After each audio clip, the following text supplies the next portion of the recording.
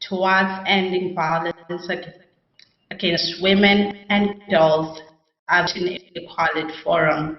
My name is Talent Shibongwaze. It is my honor to moderate this session with a good friend of mine, Chris. Hello, Chris. Hey, Talent. Thanks so much for the welcome. Hi, everyone from your various time zones. My name is Chris Hook. I use his, him pronouns, and it's such a pleasure to have you with us today. We've got an exciting program for you over the next hour. You're going to hear from an incredibly diverse and I think cool group of people, powerful and influential voices, speaking out on an issue that isn't spoken about enough, but affects each and every one of us. Violence against women and girls is the shadow pandemic of our time. It happens in private, in public, in the real world, and increasingly in cyberspace, during times of war, in peace, and in emergencies. 1 in 3 women worldwide have experienced some form of violence, be it physical or sexual violence, but there are other more overlooked forms of violence too, like men withholding women's access to money or saying hurtful and manipulative things. We should also recognize that women, girls, and people of other gender identities face multiple and intersecting forms of marginalization that leave them vulnerable to violence, not only because of their gender, but also race, ethnicity, and nationality, etc. And these intersections must be addressed. For every 3 months of more infections related to COVID-19 lockdowns, an additional 15 million women experienced intimate partner violence. Yeah, and it's so important that this panel is happening, right, as many of us are still in the pandemic and facing the consequences from that, right? The pandemic has provoked an even higher level of violence against trans and cisgender women and girls, which is both a cause and consequence of men's domination in society, right? In all aspects, politics and in the economy all over the world. This is the prevailing and dysfunctional system that we call patriarchy. Research done on violence against women going back decades now shows that the underlying gendered inequalities and power imbalances support a paradigm where men's violence can go unchecked. In families, communities, and even as leaders, men routinely use violence as a tool to maintain their power, and in doing so, maintaining the subordination and oppression of people of other genders. The good news is, this is changeable. Engaging men and boys in ways that divests from patriarchy and invests in equality and accountability can have a catalytic effect on our world. And I'm so excited that today we're going to hear from leaders across various sectors and from various diverse gender identities who will share their reflections on engaging men and boys to end gender-based violence. Now, thank you so much. The good news is indeed that this is changeable. As we make our way out of this pandemic, we must ask ourselves, how can men use their power and privilege to change the status quo and create a more equal world free from violence for all humanity? We hope that by joining us today, you will be inspired to help build a new global movement, particularly among men, boys, and male leaders, to challenge male privilege, promote the leadership of women and gender minorities, address harmful masculine norms and practices, and end violence against women, girls, and gender minorities.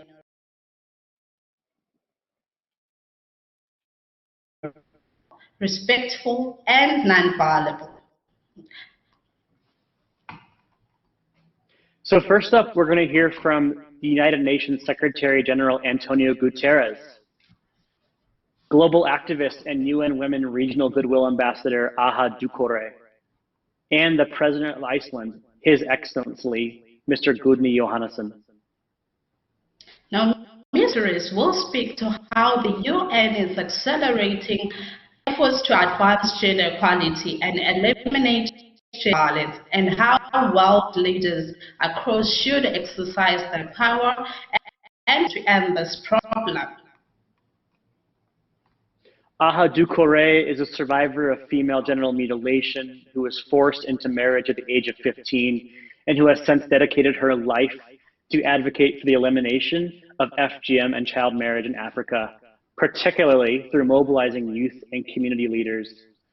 She is the CEO and founder of Safe Hands for Girls, an incredible organization set up to provide support to African women and girls who are survivors of FGM and address its lifelong consequences. President Johansson of Iceland.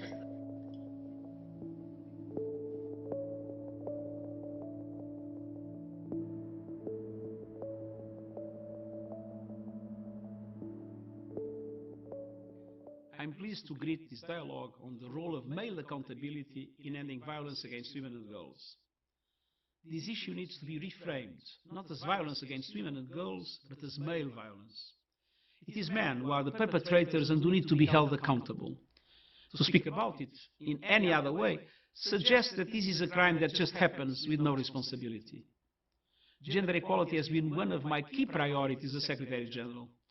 We have taken decisive action against sexual exploitation and abuse within the UN system. We have achieved gender parity at senior levels for the first time in the organization's history, and we are on track to achieving it at every level.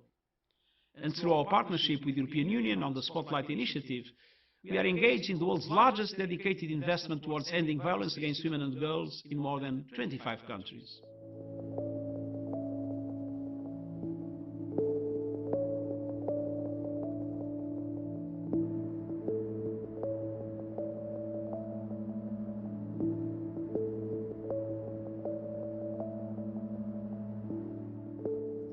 Men have a very vital role when it comes to ending violence against women. I think a lot of times we look at ending violence against women as a women's issue, but whatever directly impacts women indirectly impacts all of humanity.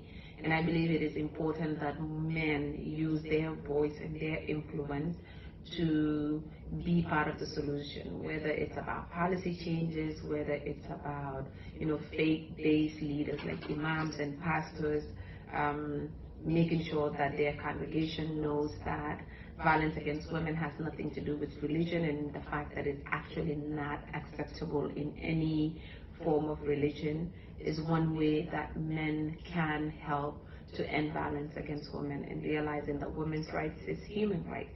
Men are vital when it comes to ending violence against women and girls. Faith-based leaders and traditional leaders are extremely important because their voice carries a lot of weight in communities. It is important for them to talk to their congregation and followers so that they know that violence against women is not acceptable in any religion, and it's all of our responsibility to ensure that it ends. Men and religious leaders and traditional leaders can be allies when it comes to ending harmful traditional practices of violence against women. I've done a lot of work with men, young men, religious leaders, traditional leaders, and I've seen that having their voice in the campaign is one of the most effective ways of ending violence against women.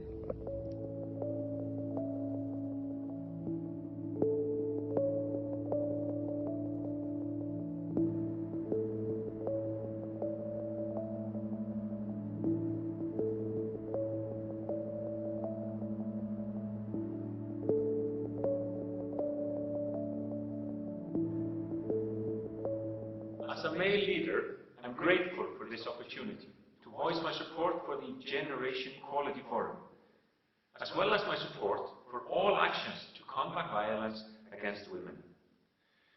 Here in Iceland, we will continue working for full gender equality and equity. We know that there is so much more that needs to be done. Iceland has taken on a leading role in the Action Coalition on Gender-Based Violence. We have seen firsthand how society progresses when the power imbalance between women and men is reduced. And we wish to see the same progress achieved globally. A key emphasis in our efforts has been actively engaging men and boys to be part of the solution. This has been done through initiatives such as the barbershop concept, where we call on men and boys to change the discourse among their peers and build momentum for gender equality.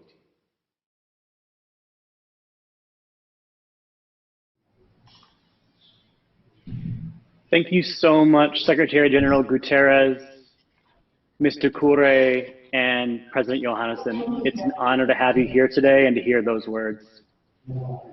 As you were speaking, Mr. Secretary General, I want to echo your insistence that we reframe violence against women and girls as male violence. Violence does not just happen, and we need to be clear about that. Mr. Kure, you said, I think beautifully, that what happens to one of us happens to all of us. Women, girls, and individuals of other genders who experience violence must be seen in their full humanity. And traditional and faith-based leaders must use their voices to be part of the solution. And lastly, President Johannesson, I detected pride in your voice as you noted the gains Iceland has made in narrowing gender gaps and modeling this for the world. I want to second your words and urge individual men and boys to talk to their male peers, calling them in and not out. Thank you, Chris, and thank you to our speakers. Some very insightful speeches there. Now, violence is one of the ways in which many boys and young women and young men learn about what a real man should be in many societies. Multiple studies confirm that rigid gender expectations contribute to men's use of violence against female partners. Harmful norms and masculinities and femininities are often shaped and reinforced through media and popular culture. Yeah, and I don't know about you, Talent, but I am consuming media all the time. Whether it's my friend's Instagram feed, the latest TikTok craze, the new Netflix show I absolutely have to watch, I'm immersed all the time. Media and popular culture play such an influential role in shaping our perception. And it's imperative that we watch and consume media responsibly. But I also think it's imperative that the people who make our media, right? The companies, the content creators, the producers, they're taking responsibility for the messages that they're putting out there in support of equality. And as you know, we have lined up some amazing speakers who are doing just that. So I'll introduce the three speakers, and then we'll have them kind of give their testimonies. Ms. Cecilia Suarez is an Emmy International nominated Mexican actress and a UN Global Advocate for the Spotlight Initiative, who places a particular emphasis in her work on ending femicide in Latin America. MC Sofia is a rapper, singer, and songwriter from Brazil, and you may have seen her at the opening ceremony of the 2016 Rio Olympics. Ms. Correa's music themes revolve around female empowerment and confronting prejudice, racism, and sexism. Thank you for being here. And last, Ms. Deepa Khosla is a model and co-founder of Post for Change, a nonprofit that tackles social and global matters related to gender equality and uses social media to bring awareness to menstrual hygiene and taboos in India to promote mental health. Ms. Suarez, please take it away.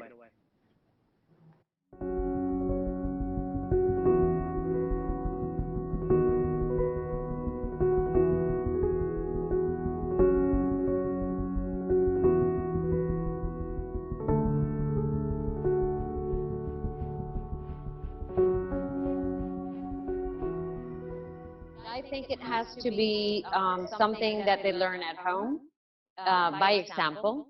They need to have role models, masculine role models, that can show them the way, that can show them why it's important and that it is possible and that it is normal and that it is natural. I think conversation is very important. And so I keep that conversation almost as a mantra. Every time I can bring it up, I bring it up. And that eventually starts raising questions in his mind And then the conversation is on the table permanently or often. And we can go deeper into why it is so important and how equality and respect benefits us all. Hopefully, in the future, we would have this in schools. That's my hope, that we also introduce it in the educational system. I think we have to educate ourselves as adults and learn to read those messages that are constantly around us in order to reshape that language, in order for our children to learn differently, for girls to know that they are entitled to equality, and for boys to know that there's space for everyone at the table. And so it's a matter of education. I think it's a topic of education. It has to do with language. It has to do with images. It has to do with messages. And in the end, it has to do, as adults, with accountability. And as far as my experience with Spotlight, I think bringing the topic to the table and to very important forums, to bring the topic to the people who can actually make policies come into action is crucial to begin with.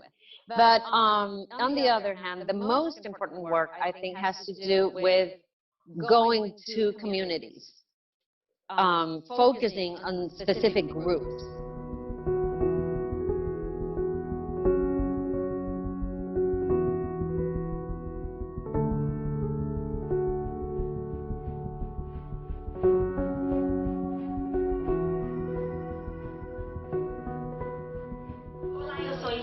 Uma rapper brasileira, e antes de iniciar minha fala, eu gostaria muito de agradecer à ONU Mulheres pelo convite. E vou falar um pouco sobre o meu trabalho engajando a luta contra as opressões, em especial mulheres negras. Então, bora lá! Nós, meninas e mulheres negras, somos a maioria no Brasil, mas devido aos 300 anos de escravidão e à falta de política de reparação histórica, nós sofremos diariamente a exclusão social e a violência causada pelo racismo, machismo e sexismo.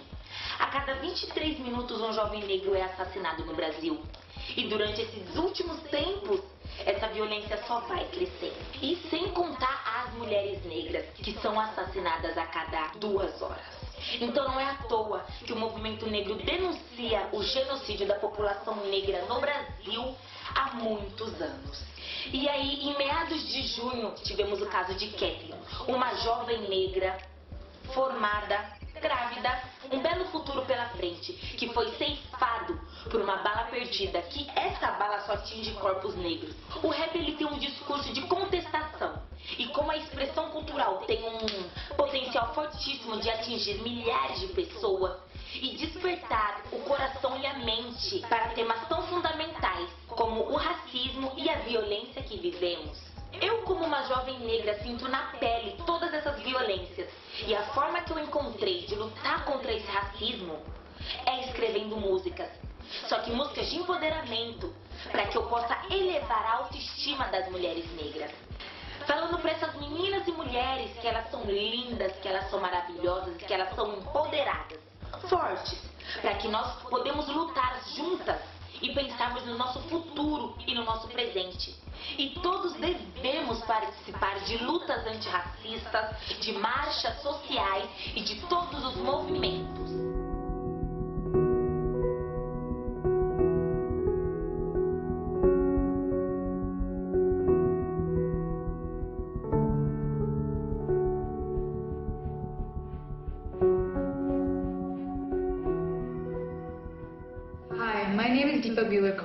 And I am a mother, a social media influencer, and the co-founder of the NGO Post for Change, where we harness the power of social media for social change.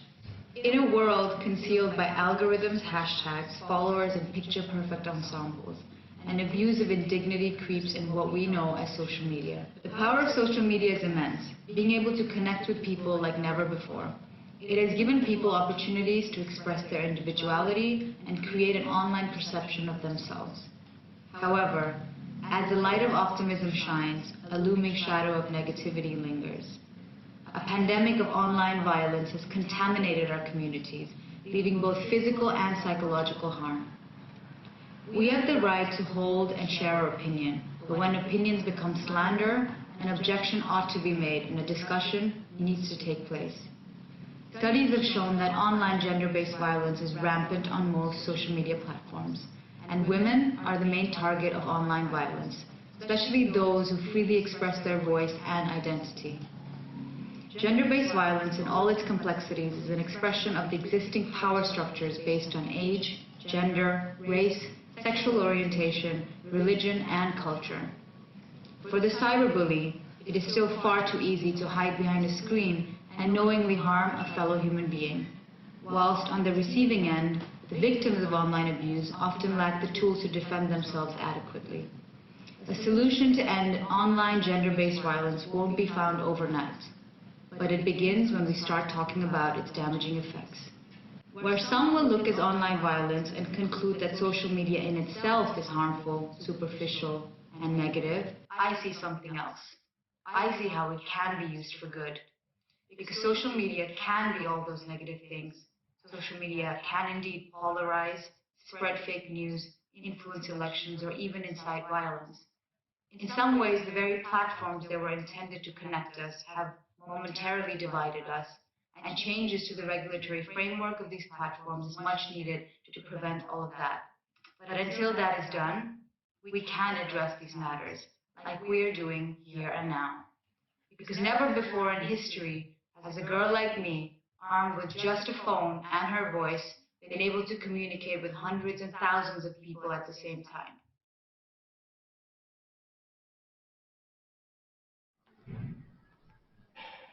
Now, thank you so much to our speakers, Ms. Suarez, Ms. Sophia, and Ms. Kosla. I especially liked it when Ms. Suarez said that everything begins with a conversation that is very important to have with children, young adults, especially boys, about respect and equitable attitudes and behaviors. Ms. Sophia reminded us that violence intersects with racism, sexism, and other forms of oppression, and marginalized women, girls, are at higher risks of violence. Ms. Kosler asserted the importance and influence of social media in mobilizing people and building movements beyond borders to combat violence and all forms of justice. Yeah, I agree with you, Talent. Just absolutely incredible testimonies. What Ms. Suarez said particularly resonates with me. You know, as men, as a boy, many years ago now, we are taught from an early age to have a limited range of emotion and to be self-sufficient. Importantly, these norms are enforced through violent means, like bullying in school or corporal punishment from our parents or a guardian, which only reinforce that violence is an acceptable way to get what we want. In all countries, these norms of manhood, right, what it means to be a man, are embedded in laws and policies and the institutions they govern. In every country in the world, the majority of sexual assaults go unreported. Survivors of violence may be afraid to report, fearing they will not be believed or that they will be further mistreated by authorities. Even when a case of assault is reported, ineffective law enforcement and weak justice systems may reinforce inequality and cultures of impunity. In this situation, survivors of violence experience double victimization, both the experience of the assault and the subsequent inaction by the authorities they report to. Some of the situations that women and girls find themselves are really unfortunate, and it's sad. And the good news is changeable. Our next speakers have been to rally, advocate, and voice to influence national policy changes to address violence and impunity. Ms. Tina Chan serves as President, CEO of Time's Up and the Time's Up Foundation, working to make works safe, fair and dignified for women of all kinds. She was an assistant to President Barack Obama, executive director to the White House Council on Women and Girls, and chief of staff to First Lady Michelle Obama. Ms. Chen will share her reflection on male supremacy and privilege and how they can be addressed and how institutions can hold men accountable. Mr. Siya Kolisi is a global advocate for Spotlight Initiative.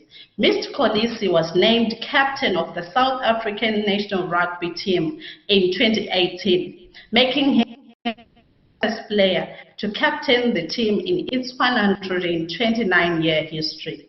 Mr. Kolisi and his wife, Ms. Rachel Kolisi, founded the Kolisi Foundation to alleviate extreme poverty, mentor underprivileged youth, and promote equality. Mr. Kolisi will discuss the role men in sports should play in ending violence and his personal commitment on addressing this issue. Rosero is an award-winning producer, writer, model, trans rights advocate, and co-host of the Webby Awards honorary TV show. She is one of the top 25 transgender persons who influences culture by Time magazine. Ms. Rosero is the founder of Gender Proud, a media production company that tells stories on what it means to be trans and gender non-conforming. Ms. Rosero will share action on how gender-based violence affects the LGBTQ+ community and what needs to be done to prevent or reduce violence against the LGBTQ+ community.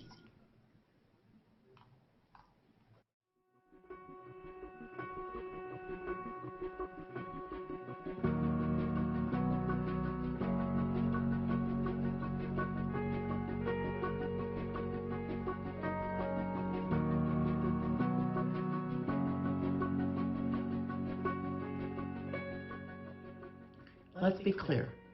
At the root of violence against women and girls is the persistent presence of male supremacy and privilege in our culture, our global culture, because this is not an issue confined to just one country, one region, one socioeconomic class. Gender discrimination, and with it, gender-based violence, is something that has transcended time, race, religion, geography, and culture. It has been with us for millennia. It has appeared and remains on every continent on the globe. When men do not see women as fully equal, but instead see women as only vessels for reproduction, as free domestic and agricultural labor, or as objects for sexual gratification, there is no inhibition to beating a woman, raping a woman, or even murdering a woman. It is the notion of male supremacy that allows these actions to occur and to persist. So challenging male supremacy and privilege is at the core of combating gender-based violence. If we do not attack the root cause, then we will only be addressing the symptoms and will allow the generations of violence against women and girls to continue and persist into the future. We have learned this in our work at Time's Up. Time's Up was created spontaneously in the moment when the rampant abuse and long-standing sexual harassment by powerful men in Hollywood was exposed after being hidden so long. When it was exposed, thousands of women used their voice, and using the hashtag #MeToo created by Tarana Burke so many years before to give voice to their experiences. And from that, spontaneously, women came together to say, time's up. Time's up on these abuses, and we are going to do something to combat it. So from there, we created, at Time's Up, our first project, a national legal defense fund to provide legal and public relations support for the survivors of workplace sexual harassment and abuse. And I'm proud to say that in the last 3 years, we have provided help for over 5,000 people, over 3/4 of whom identify as low-wage workers. Justice for survivors and accountability for perpetrators and the employers that allow workplace abuse to occur is critical and long overdue. But it is not enough. It does not address the root cause of workplace sexual harassment, which is indeed the power imbalances in the workplace and in our overall society. This is at the core of the harassment and abuse of women in the workplace, and not only of women, but of men, of LGBTQIA workers, Black, Indigenous, and other people of color, and disabled workers. And so at Time's Up, we also work to break down these root causes, which means building workplaces that are truly diverse and inclusive, and include women and diverse workers at every level of every workplace, including the places where power is held. And this means addressing the structural barriers that keep women from succeeding in the workplace. Barriers like the lack of caregiving support, unfair pay and promotion practices, workplace schedules, and workplace conditions that are outdated and inflexible. Only when women can fully and fairly be represented everywhere at work, when the supremacy and privilege of men in the workplace is dismantled, can we eradicate sexual harassment and abuse at work. The same can be said for our overall cultures and the violence perpetrated against women and girls in our schools, our communities, and even in our homes. The power and value of women in all those domains must be recognized and respected and supported if we are to achieve our shared goal of making our world safer for our daughters and for our sons. Dismantling male supremacy is not a singular task. It means working on economic opportunity, on reproductive and equitable health care, on safe and equal access to education for all women and girls. So our feminist and women's organizations must work across our specific areas of emphasis and expertise and support one another and link our arms together to achieve our shared aims. Women do not live their lives in these silos, and male supremacy does not confine itself to these silos. Rather, male supremacy is pervasive and ever present, and so we must be persistent and ever vigilant.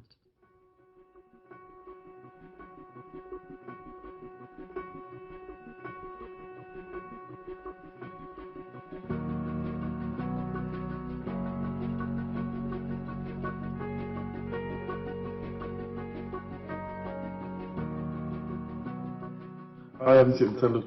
I'm a UN ambassador, and my role is to end gender-based violence and violence in general. I think we as sportsmen, players, coaches, and fans can all play a role in ending violence against women by using our voice, by making sure that we are speaking about it, by making sure that we are keeping each other accountable, and making sure that the way we speak to one another and the things that we say and the terms that we use are not in any way or form support gender-based violence. And I also think, by just supporting women and making sure that we address all these things direct and forward to one another, especially to close people that mean a lot to us. We normally are too scared to speak to them in the circles that we live around. So I think we can use our voices and when we're on the field and whatever it is that we're wearing at the time, or wear jersey and our social platform, we can use it so much more. And me specifically, my role, it will be making sure that the way I live, how I carry myself, how I talk, I'm not always going to get it perfect, but that's how I'm going to do. I'm going to make sure that I set a great example for my son, for my brother as well. And I not only tell them how to live, but also show them how to live. Make sure that he's well educated so that my daughter doesn't have to be protected, so that my daughter can feel safe. And also through the foundation, the Collegiate Foundation, we've been working to make sure that we are doing our ultimate best to protect women before the violence even happens, make sure that they feel safe. And it's scary to think that we have to give women whistles, where us as little boys we think of whistles, something that we're going to go play. It's a happy time for a woman. They rely on that whistle to save their lives, just in case somebody can hear them. So the foundation, making use of my platform, using my voice, and making sure that my circle around me knows what I stand for and what I believe in, and obviously by the way I act and the stuff that I say. And that's how I think we can add value and how we can be better men to make sure that our daughters don't need to be protected anymore.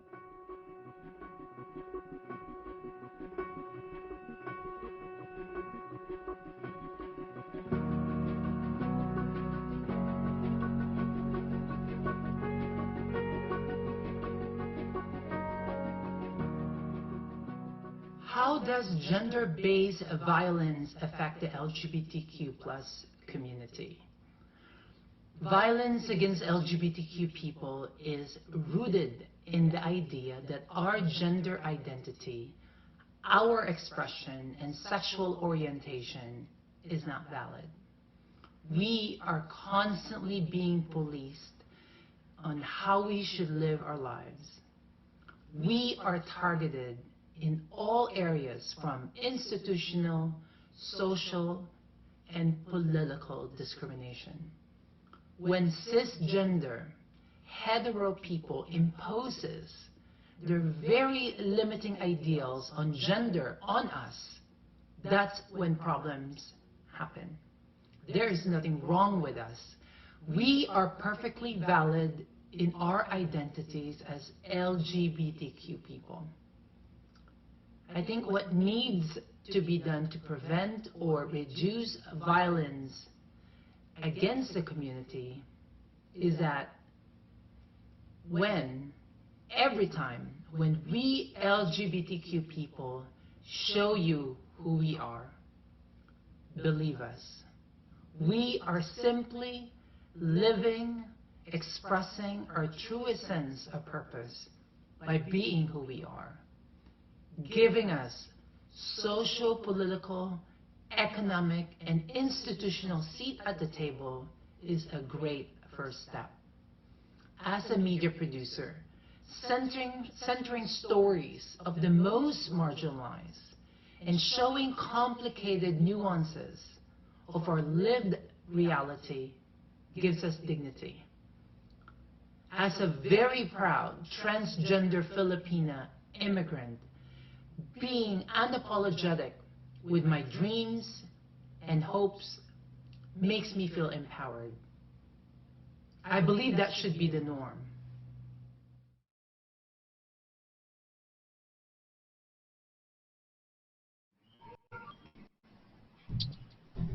Thank you to all three of our speakers so much for your brave remarks.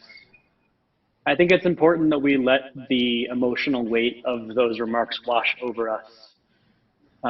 These are deeply felt testimonies that come from lived experience of oppression and patriarchy. And as a man myself, I have to live and figure out what I'm going to do in all of that. And as we get to our closing, we're going to have time for commitments, where I and Talent and others will be expressing those commitments. But thank you very much.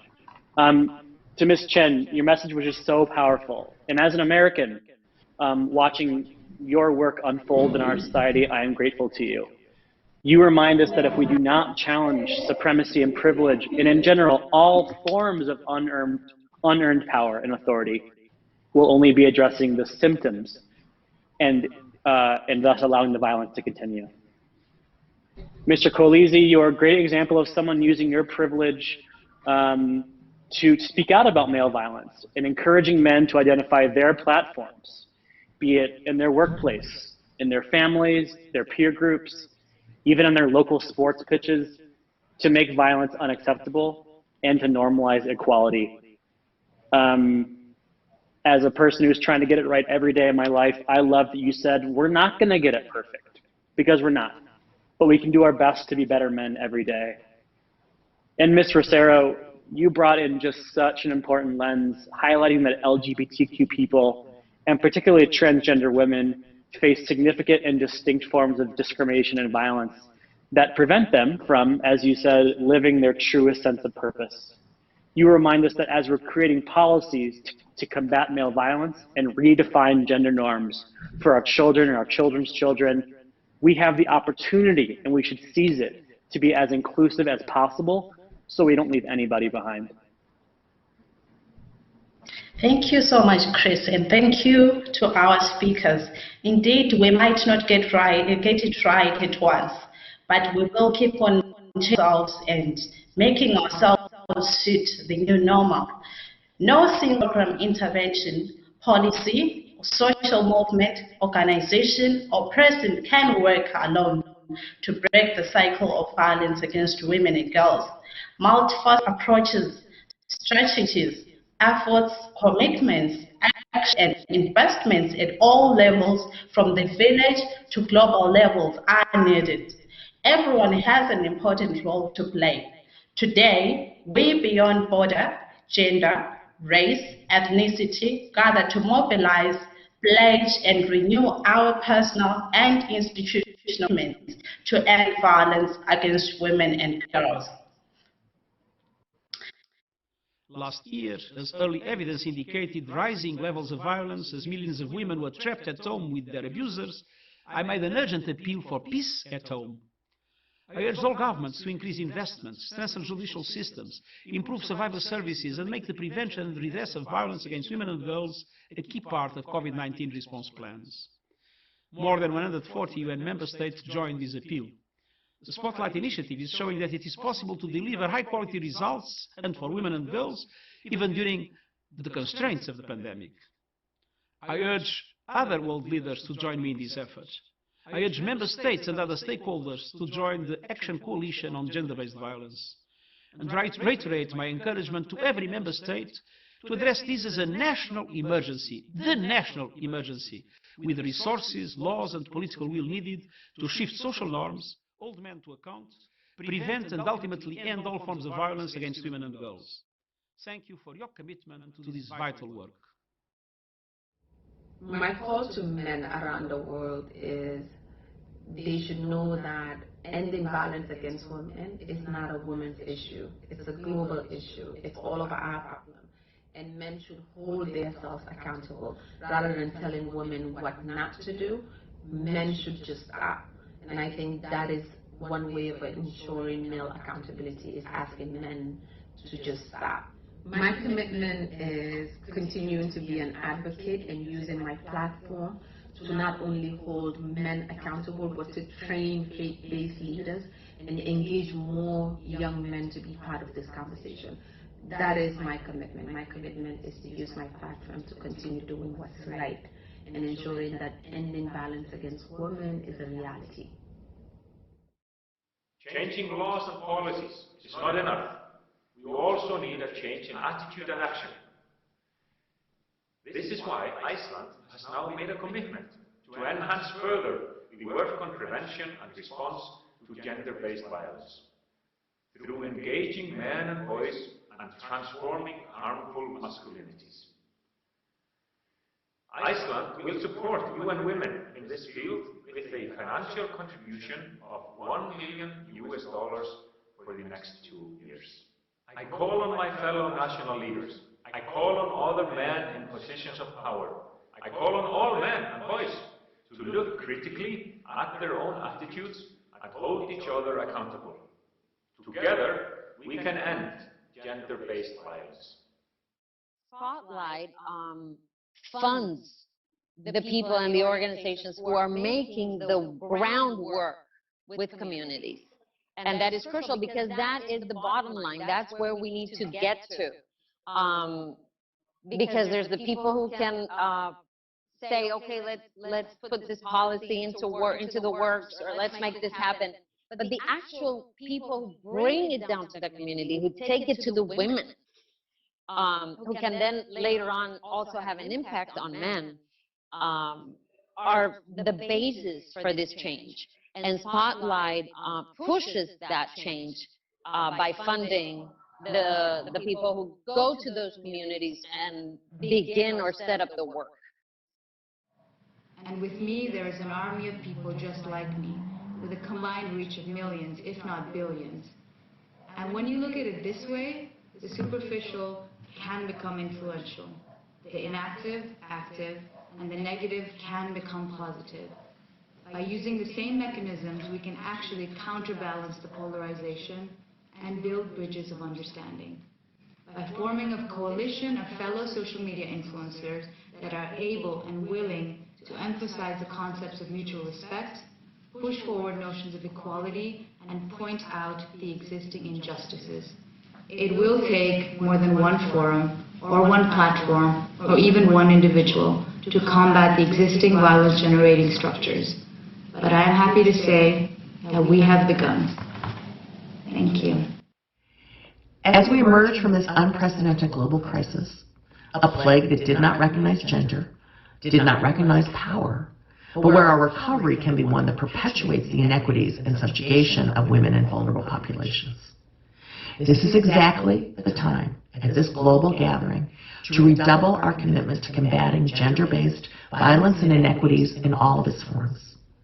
For Time's Up, this is our mission and daily work, and we commit to continuing to this and expanding this work in the coming months and years.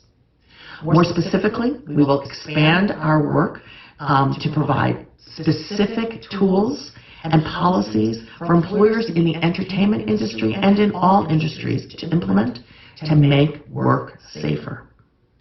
And we commit to actively working to transform our caregiving infrastructure in the United States, realizing the ambition of the current U.S. administration for a nearly $2 trillion investment in comprehensive caregiving infrastructures over the next 10 years, as this is essential to allow women to participate and succeed in our economy and to break down the power imbalance that allows sexual harassment, abuse, and violence against women to continue. For me personally, my engagement through dialogues with cisgender male figures in my immediate community is a constant, evolving work, asking them to do the difficult and worthy task of constantly interrogating their biases allows for the evolution of their own rigid understanding of gender that leads to violence when it is expressed violently. In as much as transgender visibility that we're having right now, the last close to a decade has been the most violent in my community. The epidemic of murders of trans women all over the world is a human right emergency. Predominantly cisgender men kills transgender women of color. And that needs to stop. Transgender women are women. Homens e meninos, especialmente lideranças nacionais e locais, desempenham um papel crítico na violência contra meninas e mulheres e da promoção na igualdade de gênero.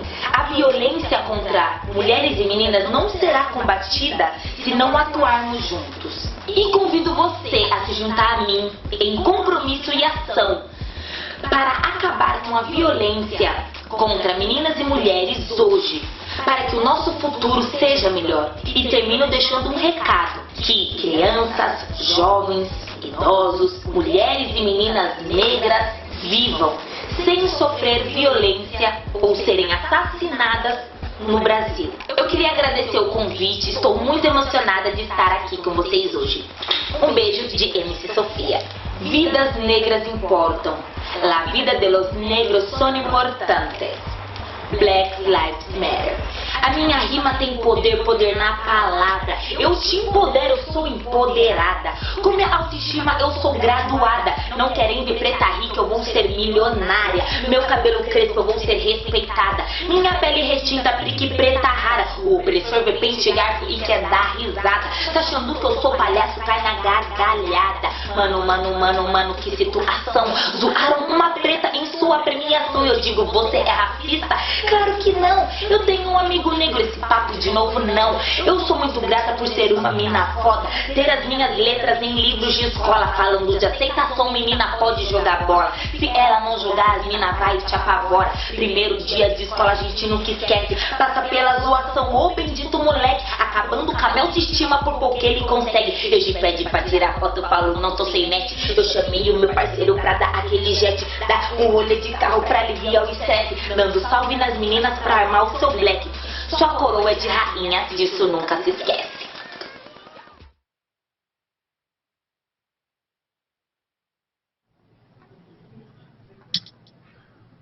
The talent, I don't know about you.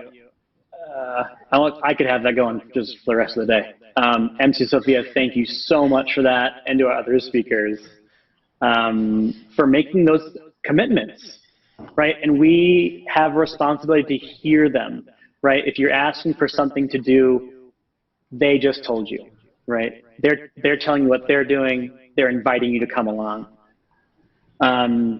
So I want to take this opportunity to renew my own commitments in that spirit and then pass on to talent. So today I'm renewing my commitment to constantly be reimagining my own masculinity, so it's more nurturing, equitable, and violent. I also pledge to call in men who use violence in ways that are loving and ask them to commit to a new way forward. And I'm really happy to work for an organization who makes this a central aim. Since 1997, Promundo has been working in partnership with women's rights organizations all around the world to shift gender norms among men and boys at critical moments in their life in order to support the goal of gender equality. Now in our third decade, one thing that I've recently been excited about is targeting those norms interventions, right? Shifting gender norms to focus on boys as young as 4 years old.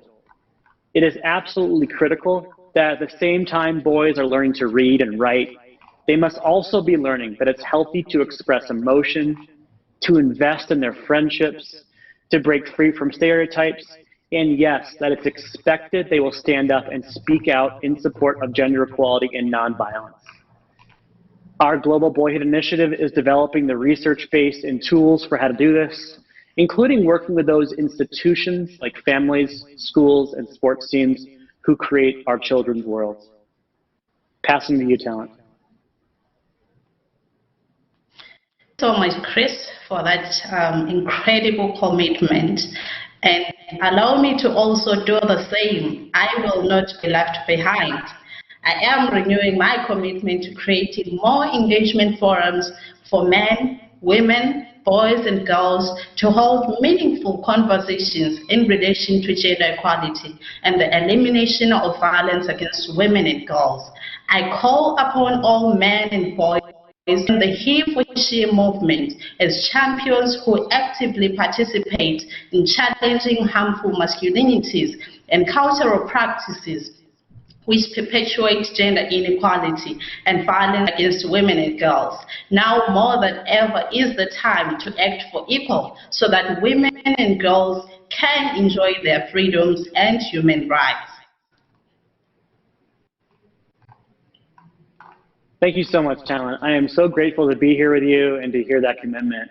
I wish we could be in the same room together, as is the case with all of our speakers.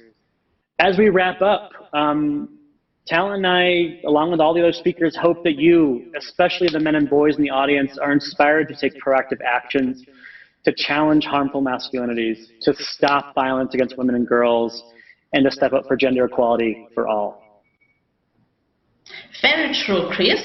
Men are part of the solution. Men and boys must step up to end this grave human rights violation. As we are working together to end the COVID-19 pandemic, let's work together to build back better, to recover from this pandemic with new normals where all are more equal and live a life free of violence. The time is now. Join us and many others around the world to end violence against women and girls in our generation.